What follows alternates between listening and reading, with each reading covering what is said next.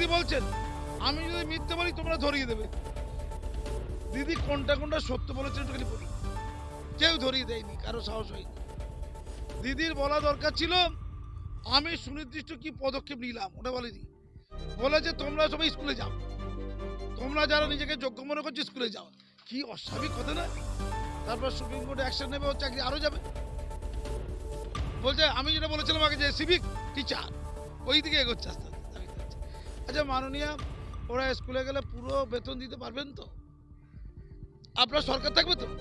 আবুল বাসার সাহেবকে ভারতবর্ষের এই ঠিকানাটা সরিয়ে দিয়ে ওনাকে একটু পাকিস্তানের পাসপোর্টটা, নাগরিকত্ব পাসপোর্টটা দিয়ে দিলে হয়তো অসুবিধা আছে কিছু?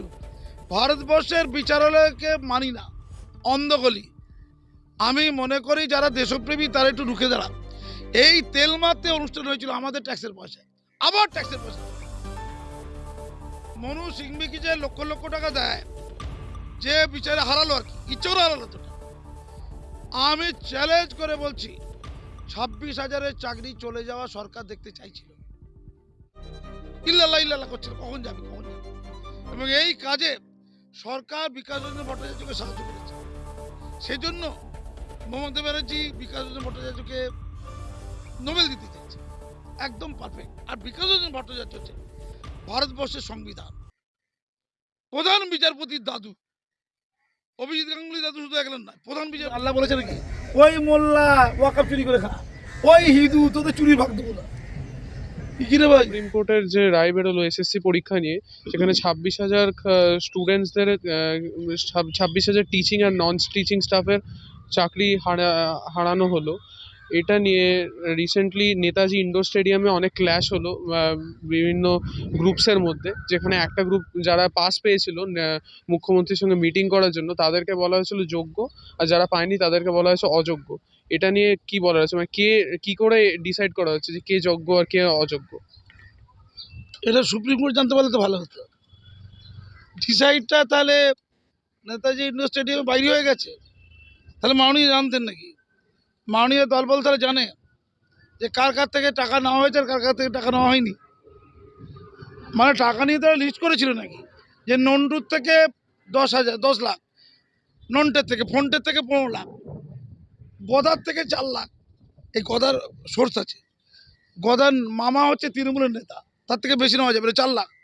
বিরাট নেতা, পার্টি ফান্ডে টাকা বেশি দেওয়া যাবে না।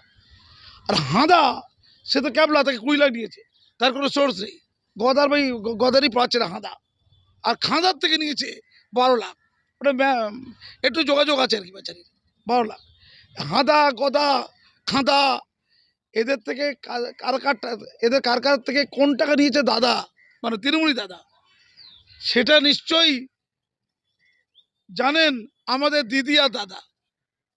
সেই জন্য পার্সটা আগে ওদের দেয়নি, নাকি দিয়েছে? আমার তো মনে হয়, আমি যা দেখলাম নেতা ইন্ডোরের সামনে, যে পার্সগুলো পার্টিকুলারলি দেওয়া হয়েছে ওই কাঠবাড়ি শিক্ষকদেরকে। কারণ যারা বক্তব্য রাখছিল আমার দেখে যেন মনে হচ্ছে সঠিক নয়। আমি বলতে পারবো না কাঠবাড়ি শিক্ষক কিনা, সে অনুগত আর কি। একটু সে কি ভজনা করছে রে ভাই, আমি দেখিনি। কাউকে কেউ যদি কালপিট মনে করে তাহলে তো ভজনা হতে পারে। বুড়ি বাবারি, এদের বেকার থাকাই উচিত, এদের চাকরি চলে যাওয়াই উচিত। বিভিন্ন নিউজ সোর্স থেকে বলা হচ্ছে 26,000 যারা চাকরি হারিয়েছে তাদের মধ্যে 19,000 এলিজেবল। এটা নিয়ে আপনার কি রায়? কিছু রায় নেই, আমি কি রায় দেবো? সুপ্রিম কোর্ট রায় দেবে। যদিও সুপ্রিম কোর্ট পশ্চিমবঙ্গ ভারতবর্ষে চলবে না, এই সুপ্রিম কোর্টে গাদি গন্ধ বেরোচ্ছে না। এটা আমি বলিনি, আবুল বাসার বলেছে। আবুল বাসার কি বলেছে? সে বলেছে ভারতের বিচার ব্যবস্থা প্রহসনে পরিণত হয়েছে, অন্ধকারিতে ঢুকে গেছে, এদের উপর কোনো আস্থা রাখা যাচ্ছে না। তার মানে আফগানিস্তানের বিচার ব্যবস্থাটার প্রতি ওনার খুব আস্থা আছে। আবুল বাসার না মোল্লা, না মোল্লা ভাই আমার, আফগানিস্তান হবে কিন্তু। পাকিস্তানটা কিন্তু খুব ভালো, এই বাংলাদেশটা কিন্তু খুব ভালো যাচ্ছে, বিশাল বিচার ব্যবস্থা। শুনলাম নাকি ইউনুস ইসরায়েলকে বেশি করে টাকা দিচ্ছে যাতে গাজাতে শিশু ও নারীকে হত্যা করতে পারে। ইউনুস ইউনুস আমি ইনু ভাই বিচার ব্যবস্থা কিন্তু বিরাট। উফ, তালিবানের বিচার ব্যবস্থা আরো ভালো, ধরো আর কাটো, বেশি ঝামেলা নাকি? তো আবুল বাসার সাহেবকে ভারতবর্ষের এই ঠিকানাটা সরিয়ে দিয়ে ওনাকে একটু পাকিস্তানের পাসপোর্টটা, নাগরিকত্ব পাসপোর্টটা দিয়ে দিলে হয়তো অসুবিধা আছে কিছু? ভারতবর্ষের বিচারালয়কে মানি না, অন্ধগলি। আমি মনে করি যারা দেশপ্রেমী তারা একটু রুখে দাঁড়ান। এই তেল মারতে অনুষ্ঠান হয়েছিল আমাদের ট্যাক্সের পয়সায়, আবার ট্যাক্সের পয়সা নষ্ট। মনু সিংভিকে যে লক্ষ লক্ষ টাকা দেয়, যে বিচারে হারালো আর কি, ইচ্ছে করে হারালো তোটা। আমি চ্যালেঞ্জ করে বলছি 26,000-এর চাকরি চলে যাওয়া সরকার দেখতে চাইছিল, ইল্লাল্লাহ ইল্লাল্লাহ করছিল কখন যাবে কখন যাবে। এবং এই কাজে সরকার বিকাশ রঞ্জন ভট্টাচার্যকে সাহায্য করেছে। সেজন্য মমতা ব্যানার্জি বিকাশ রঞ্জন ভট্টাচার্যকে নোবেল দিতে চেয়েছে, একদম পারফেক্ট। আর বিকাশ রঞ্জন ভট্টাচার্য হচ্ছে ভারতবর্ষের সংবিধান, প্রধান বিচারপতির দাদু। অভিজিৎ গাঙ্গুলি দাদু শুধু একজন নয়, প্রধান বিচারপতির দাদু। উনি যা বলে হাইকোর্ট তাই করে, উনি যা বলে সুপ্রিম কোর্ট তাই করে, উনি যা বলে ভারতের সংবিধানে তাই ঢুকে যায়। তাকে নোবেল দেবে না তো কাকে দেবে? ওর এই এত জ্ঞান এলো কোত্থেকে? গরুর মাংস খেয়েছে বলে।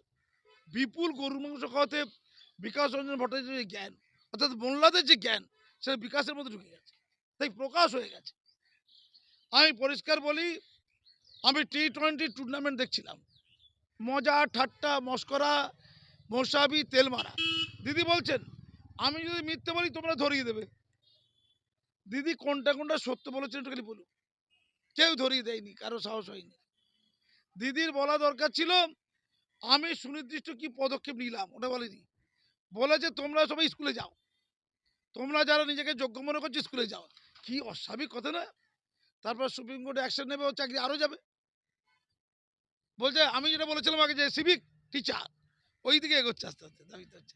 আচ্ছা মাননীয়া, ওরা স্কুলে গেলে পুরো বেতন দিতে পারবেন তো? আপনার সরকার থাকবে তো? কত বড় নির্বোধের দল বসছিল না? সবাই হয়তো কাঁদছিল হয়তো অনেকে, তারা হয়তো বলতে পারছে মাইক দেয়নি, কি বলে বলো? যেমন তুমি আমার কাছে মাইক নিয়ে এসছো, ওদের কাছে কেউ মাইক নিয়ে যায়নি। বেচারি কি আরে নির্বোধ বানাচ্ছিল। ওরা ছিল দিদি ভজনা সেন্টার, আজকে কি হলো? দিদি ভজনা সেন্টার। পৃথিবীর সর্বকালের সর্বশ্রেষ্ঠ, ভারতের সর্বকালের শ্রেষ্ঠ সৎ লোক দিদি। কারা বলছে? মহারিষিরা বলছে। এই যে রাজ্যপাল উপাচার্য দেয়নি, ঠিক করেছে দেয়নি। এই পদলেখন করা উপাচার্যরা যদি বিভিন্ন বিশ্ববিদ্যালয়ে যায়, বিশ্ববিদ্যালয় ধসে যাবে, বিশ্ববিদ্যালয়টা ধসে যাবে ধসে যাবে। কি হারে উপাচার্যগুলোকে ডেকে মুখস্থ করা বিদ্যে বলছিল, দিদি দিদি দিদি দিদি, কি রে ভাই? মানে দিদি যেন মহৎ কাজ করেছে একটা কালেকটিভ রেসপন্সিবিলিটি। এটা ববি হাকিম বলেছে যে পার্থ যে অর্পিতার সাথে নোংরামি করেছে, পয়সা চুরি করেছে, দায় কার? আমাদের সবার। অর্থাৎ ববি হাকিমের দায়, ববি হাকিম অনেক দায় আছে, কিন্তু ওই নোংরামির দায়টাও আছে, টাকা চুরির দায়টাও আছে, আবার ইসলাম করার দায়টাও আছে। অভাগা কোথাকার, রামনবমী করছে। তুই ভাগারে অভাগারে, তুই তো অভাগা। তোমার নাম কি? অভাগা কোথাকার। তোমাকে কোরআন ফোরান শেখাবো, ইসলামে তুমি এসো। কবিতা বলে দিয়েছে ইসলামে চুরি করা বারণ, কেউ চুরি করেনি। পশ্চিমবঙ্গে নাকি চুরি করে, নিটে চুরি হয়। ভারতের সংবিধান ধর্মনিরপেক্ষ, কিন্তু রিসেন্টলি যে ওয়াকফ অ্যামেন্ডমেন্ট রিঅ্যামেন্ডমেন্ট বিলটা পাস হলো, ওটা নিয়ে বলা হচ্ছে বিজেপি মানে সেন্টার থেকে যে মুসলমানদের প্রতি কোনো ডিসক্রিমিনেশনের ওদের ইচ্ছা নেই। তাও অপোজিশন এবং যারা আরও ক্রিটিসাইজ করছে ইন্টেলেকচুয়ালরা, তারা বলছে যে এর মধ্যে নন মুসলিমদেরকে সেকেন্ড ক্লাস সিটিজেন হিসেবে ট্রিট করার একটা এজেন্ডা আছে। আর তাছাড়া এই যে নন মুসলিমদেরকে বোর্ডের গভর্নিং বডিতে ইনক্লুড করা হয়েছে, মন্দিরে কেন নন ব্রাহ্মণ লোকেদের ইনক্লুড করা হয় না, এই প্রশ্নটা তুলেছে। এটা নিয়ে আপনার কি বলার আছে? আচ্ছা ধরো আমি মোল্লা ওয়াকফে চুরি করে খাই, তুমি হিন্দু, তুমি চুরি করলে অসুবিধা কি? চুরি চুরি তো, মানে ম্যাক্সিমাম ভয় হচ্ছে হিন্দু লোকরা চুরি করে নেবে, এই তো আম্বানি আদানিরা চুরি করে নেবে, এই তো হিন্দু লোক। কিন্তু মোল্লারা চুরি করলে অসুবিধা, আল্লাহ বলেছে নাকি ওই মোল্লা ওয়াকফ চুরি করে খা, ওই হিন্দু তোদের চুরির ভাগ দেবো না। কি রে ভাই? মানে আমলোক চুরি করে পালাচ্ছে, তার চেয়ে তো আধিকারিকটা ভালো, ডিস্ট্রিক্ট ম্যাজিস্ট্রেটের দায়িত্ব আছে, তারা যদি দায়িত্ব সঠিক পালন করে হতে পারে। একটাই তো কথা, ওয়াকফ সব লুট হয়ে গেছে। পশ্চিমবঙ্গে সাচার কমিটির রিপোর্ট যখন বেরিয়েছিল ভারতবর্ষে 2006 সালে, পশ্চিমবঙ্গের টোটাল ওয়াকফ সম্পত্তির সংখ্যা কত ছিল জানেন? 1,48,200। কত? 48,200, মাত্র 20,000 ওয়াকফ প্রপার্টিকে পশ্চিমবঙ্গ সরকার এনরোলমেন্টের মধ্যে আনতে পেরেছিল, অর্থাৎ এনলিস্টেড করতে পেরেছিল। কত? 20,000। তাহলে বাকিগুলো নজরদারের বাইরে। তাই ওয়াকফগুলো তো লুটে গেছে। তো সেই ওয়াকফের মধ্যে যদি 20,000 জায়গার 5,000 বাড়িয়ে দেয়, বাকিটা জন্য নিয়ে না সরকার, রাষ্ট্রের ক্ষতি গেছে বলুন। ওগুলো তো বেদখল হয়ে আছে, নন্টে পন্টে চন্টে ওটা খাচ্ছে। সেই জায়গায় যদি সরকার কিছু ওয়াকফকে অধিগ্রহণ করে মানুষের সেবায় লাগায়, ক্ষতি গেছে বলুন। বলুন আল্লাহ তো মানুষের সেবা করতে বলেছে, আল্লাহ মাসুম আক্তারের সেবা করতে বলেছে। তোমার নাম কি? শাগনিকে সেবা করতে বলেনি? মাসুম আক্তারকে ভালো রাখো, শাগনিককে মেরে দাও, আল্লাহ বলেছে? মাসুম আক্তারকে ভাত খাওয়াও, শাগনিক না খেতে বলে দাও, আল্লাহ বলেছে? তাহলে রাষ্ট্রের যদি কোনো সম্পত্তি যেটা বেদখল হয়ে আছে, যেটা আর উদ্ধার করা যাবে না, রাষ্ট্র যদি মনে করে সেই বিচ্ছিরি হয়ে যাওয়া ওয়াকফগুলো এতদিন পড়ে পড়ে মার খাচ্ছে, কিছু লোক মদের ঠেক করেছে সে ওয়াকফ সম্পত্তি, রাষ্ট্র সেটা যদি অধিগ্রহণ করে এই শাগনিকের ভাত খাওয়ার বন্দোবস্ত করে, আর আরেকটা ফকির মাসুম আক্তার তার যদি ভাত খাওয়ার বন্দোবস্ত করে, অসুবিধা কি আছে? আল্লাহ কি বলে মোল্লারা খালি ভাত খাবে, হিন্দুরা খাবে না, হিন্দুরা খালি ইসলামে আসবে? কি রে ভাই, এটা নির্বুদ্ধিতা, পাগলামি, ছাগলামি। ওয়াকফের অ্যামেন্ডমেন্টে কিছু পরিবর্তন করতে থাকলে খুব আন্তরিকতার সাথে করতে হতে করেনি, জানে ওটা পাস হয়ে যাবে, সব জানে, খামোখা ওই মোলা সব নিয়ে নিল রে, ক্যা করে ভয় দেখাতে পারছি না। এবার ওয়াকফ দিয়ে আমাদের দায়ী টুপিকে ভয় দেখাবে। মাসুম আক্তার এই সমাজে এখনো বেঁচে আছে, তারা আছে মুসলমান মানুষদের হৃদয়ের কাছে কাছে, এখনো বেঁচে আছে। যাদবপুর বিশ্ববিদ্যালয়তে বলা হচ্ছে রামনবমী জোর করে পালন করা হচ্ছে, কিন্তু আবার যাদবপুর বিশ্ববিদ্যালয়কে মুক্ত চিন্তার জায়গা বলা হয়। জোর করে তো পালন আমি করি, কে করলো? ওদেরকে পারমিশন দেবে না। আমি প্রভিসিকে বললাম, আমি ওর কাছে চ্যান্সেলর নমিনি যাদবপুর বিশ্ববিদ্যালয়ে, রাজ্যপালের পক্ষ থেকে বিশ্ববিদ্যালয় আমি দেখি আর কি।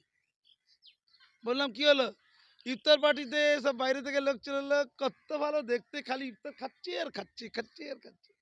তো মোলাদের ইফতারটা হবে, হিন্দুদের রামনবমীটা হবে না কেন? আর রাম তো মর্যাদা পুরুষোত্তম, সে তো গোটা ভারতবর্ষের সনাতনী অনন্ত আদি ভারতীয়দের মর্যাদার প্রতি। তো সে কি দোষ করলো? সে কি অ্যান্টিসোল নাকি? নাকি তার অনুগামীরা সব দেশদ্রোহী, গুন্ডা, সন্ত্রাসবাদী, জঙ্গি? এত ভয় কিসে? কই ইফতার পার্টির লোকদের ভয় লাগেনি? ইফতার পার্টি, মাথায় টুপি দাড়ি, ভয় লাগেনি? তো ওটা যদি ভয় না লাগে, এটা করতে হবে? ইফতার পার্টি ওখানে হিন্দুরা করছিল, আমি মোলা করে রামনবমী করে দিলাম, রাজ্যপালকে চিঠি করলাম, দেখুন ওনাকে বললাম এটা রামনবমী হবে, আপনি আটকান, যান আপনার আটকান। ছেলেদের বলে দিলাম সব আসো, বসে যাও, বসে গেছে, রামনবমী হয়ে গেছে। আমি চিফ গেস্ট ছিলাম, সমস্ত খবর কাছে বেরিয়ে গেছে, হয়ে গেছে। ইতিহাসের প্রথম। ধর্ম হবে না, কোনো ধর্ম হবে না, হবে তো সব ধর্ম। কি বললাম? বিশ্ববিদ্যালয়ে শিক্ষাঙ্গনে যদি ধর্মচর্চা না হয়, ধর্মীয় অনুষঙ্গের যদি কোনো অনুষ্ঠান না হয়, কোনোটা হবে না। আর যদি হয় সবটা হবে, মুসলমানদের হবে, খ্রিস্টানদের হবে, হিন্দুদের হবে, বৌদ্ধদের হবে, জৈনদের হবে, সবার হবে। আপনি খুব স্যার আপনি খুব সুন্দর করে বললেন যে ধর্ম নিরপেক্ষতা হতে গেলে সব ধর্ম নিয়ে নিরপেক্ষ হতে হয়, আর নইলে সব ধর্মকেই রেকগনিশন দেওয়া উচিত। কিন্তু এই রিসেন্টলি কিছু বছর আগে এনইপি তে যে চেঞ্জেস করা হয়েছে, সেখান থেকে বলছে ডারউইনকে সরিয়ে দেওয়া উচিত।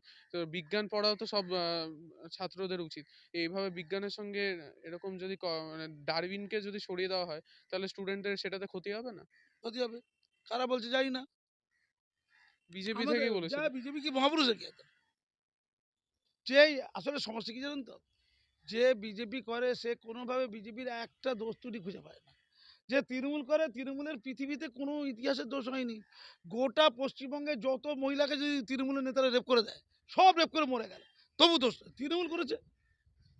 সিপিএম যদি সবাইকে ধরে ধরে কোতল করে দেয়, একদম একদম স্ট্যালিনের মতো ওই রাশিয়ায় ধরে ধরে একদম শেষ করে দেয়, একদম লাল দুর্গ শেষ করে দেয়, তবুও ভালো।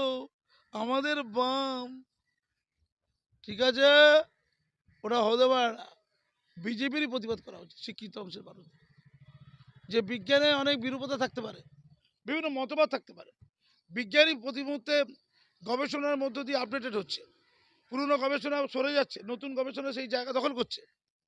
ডারউইনের মতবাদ, লামার্কের মতবাদ আছে, অনেক মতবাদ আছে। মতবাদ তোমার মতবাদ হতে পারে, শাগনিকের মতবাদ হতে পারে, তা বলে আগের মতবাদটা বিজ্ঞানের স্থান পাবে না, হতে পারে না। আগের মতবাদের ভিত্তিতেই নতুন নতুন মতবাদ হয়, আর পুরনো মতবাদগুলোকে কিছু ভাঙার চুরমার জন্য করে তো কিছু যুক্তির ভাঙার জন্য বাইরে কিছু দিতে হবে। জানতেও তো হবে। ঠিক, ঠিক। এগুলো কোনো যুক্তি নয়। দুধে সোনা যুক্তি নয়। এরপরে বলবে তোমার চশমার ভিতরে সোনা আছে, যুক্তি নয়। চলছে। বালক ব্রহ্মচারী মারা যাওয়ার পরে কিছু ডাক্তার মাথার কাছে বসেছিল ধান্দাবাজ আর কি। বলছে কিছুক্ষণ পরে জেগে উঠবে। বেচারি 15 বছর 20 বছর 30 বছর চলে গেছে, জেগে ওঠেনি। ওই ডাক্তারদের তো লকআপে দেওয়া দরকার ছিল মানুষকে বিভ্রান্ত করার জন্য। তহা সিদ্দিকি বলছে, ফুরফুরা তহা, সে বলছে যদি বিষধর সাপে কামড়ায় তাহলে ডাক্তারের কাছে যাবে না, হসপিটালে যাবে না, আমার কাছে আসবে। ফুরফুরা শরীফে শুইয়ে দেবো আমার পায়ের কাছে, আমি মুখ থেকে থুতু বের করবো, কথা দিয়ে দেবো, আর সমস্ত রোগ মিটে যাবে। আমি ওকে আমেরিকাতে পাঠাবো ভাবছি। ওর বডিটা কাটা হবে, কেটে দেখা হবে, কুচি কুচি কাটা হবে, কেটে দেখা হবে ওর বডির মধ্যে কি এমন কীটনাশক আছে, কি এমন মেডিসিনের উপাধি আছে, যার মাধ্যমে ওটা টাচ করলেই বিষাক্ত সাপ কেউটে চন্দ্রবড়া কামড়ালো ভালো হয়ে যাবে। তো গবেষণা করা উচিত। তো এই গবেষণা করবে কারণ মোল্লারা করবে, দায়িত্ব সহকারে কাটবে কুচি কুচি করে, নাকি? আবার অন্য ধর্মের লোক কাটলে মুশকিল আছে, মোল্লা কেটেছে সম্পত্তি দাঙ্গা লেগে যাবে। এই সব কুসংস্কার ছড়ানো লোকদেরকে ধরে কাটতে হবে না, কারণ এটা আমাদের অশান্তির কথা।